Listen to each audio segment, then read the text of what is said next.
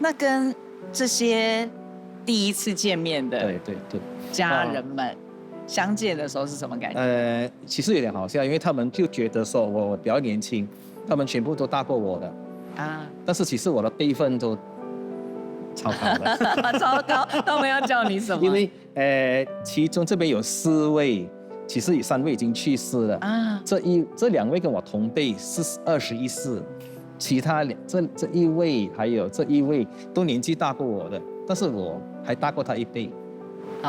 所以他們可能要叫你叫我叔叔。去到了梅州，那個輩分提高了不少，是公開。那是什麼感覺啊？回去尋根，非常不同哦。至少是說相差了150多年，就是郭樹蘭的後裔，这是我第一個回到去他的原鄉。因為你說只有你懂華語啊，所以我的叔叔和那些姑姑們就很興奮。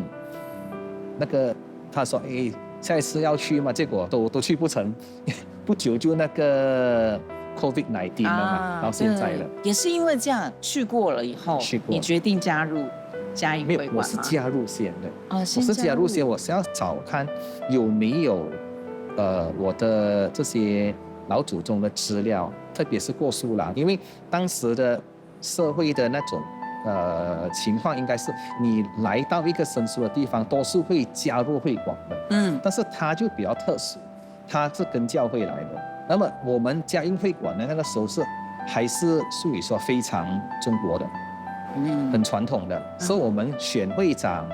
我們不叫會長，我們叫頭家，我們是爐主制的，直到1921年開始才改變，成現在的那個競選的制度。在之前是他們就制度，所以我們的會館也是有保留了一個，相信是比1801年更早的香爐關帝爐，這個是新的。因為這樣的情況之下，是我的老祖宗是不大可能加入會館，因為他們是天主教徒。那麼這邊也是很傳統的，以祭祀的民間信仰為主的一個會館。